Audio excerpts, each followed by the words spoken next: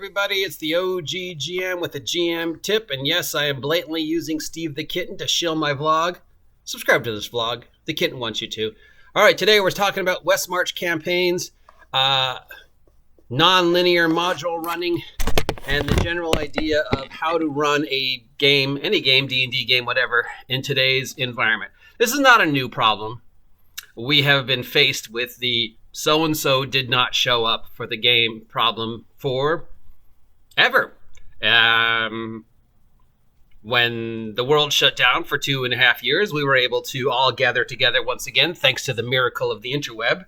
But now that we're out and about again, it is very hard to get a group of people together at your house, much less as a game store, to run a game.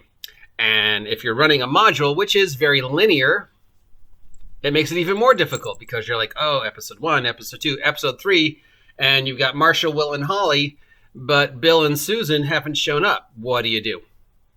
Now, this is spearheaded off the conversation we had last week about the DM who basically had 2 players show up, had 2 players not show up, knew 2 players weren't showing up, had 2 people there that wanted to play, and basically he just told them, well, fuck you, I'm not going to run because 2 players aren't here.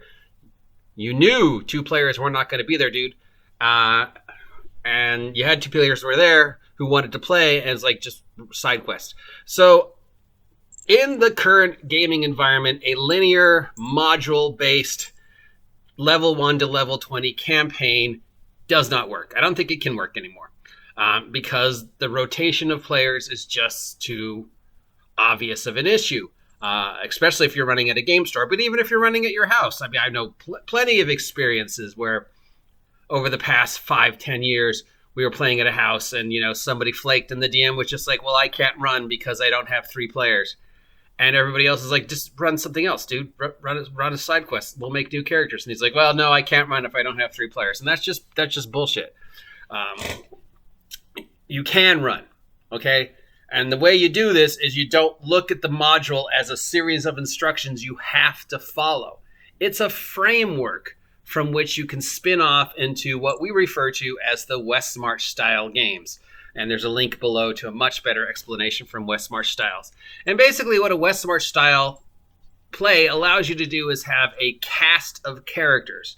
So when you fall into the situation of Marshall, Will, and Holly showing up, but Bill and Susan not showing up, you can move forward and still do something. You can run a side quest with the characters that are there. You can have backup characters or, a folder worth of characters so that if Marshall, Will, and Holly's main characters can't continue the adventure because Bill and Susan didn't show, you can still do something with Marshall, Will, and Holly. You can have them run their backup characters, side characters. You could run a different game, a one-shot. Instead of playing D&D this week, why not try Star Wars or Marvel superheroes? Maybe Will wants to run, and this is a perfect chance for him to run a one-shot because you're not prepared to run if Bill and Susan aren't there.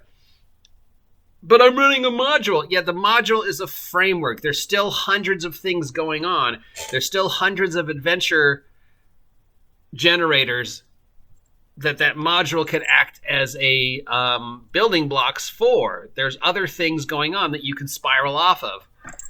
We talk about mashing modules together and, non-linear module runnings in the past and the idea that until the players get there, they don't know, which gives you the freedom to move shit around. This is just taking it one step further. Have a stack of rumors and subplots and side quests and just that Westmarch idea of there's lots of stuff going on out there other than just this linear module. This module is just a framework.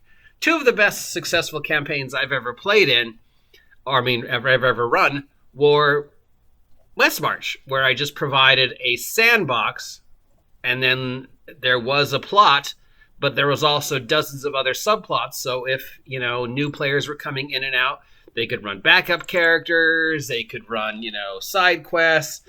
I mean, the Freeport campaign that I ran at CES for like 6 years plus started with a 32-page module that they should have finished in like 2 weeks.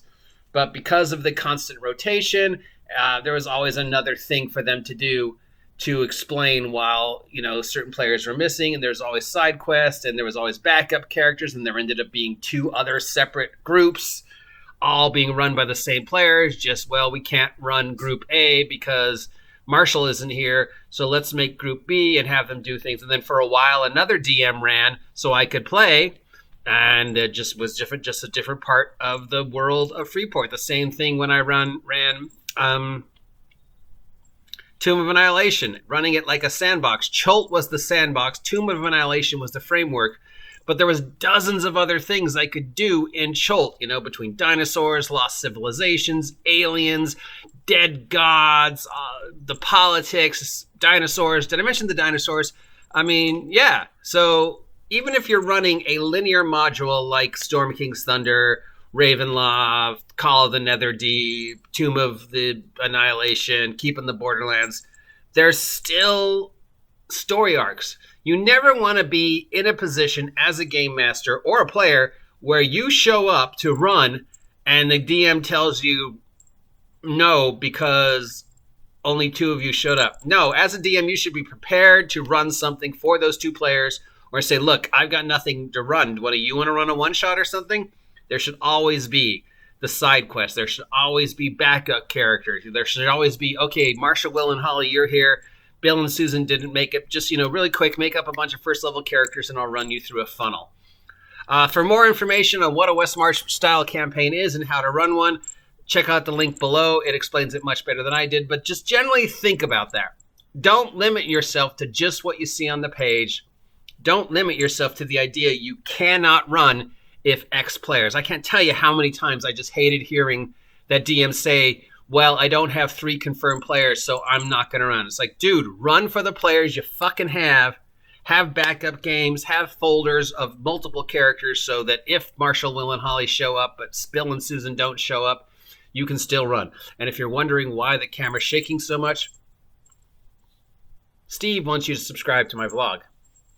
How can you ignore that face? Subscribe to my vlog. This kitten says so. Till next time, I'm the OG GM. Yeah, if you like the nonsense that's coming out of my mouth and don't think I'm a clown, please subscribe. If you don't like the nonsense that's coming out of my mouth, tell me why, because I can't fix it if you don't let me know how to fix it. And I'm going to stop now because the shaking of this camera is upsetting me, so it must upset you still. Subscribe to my vlog. Or are you Anger the Kitten? See ya.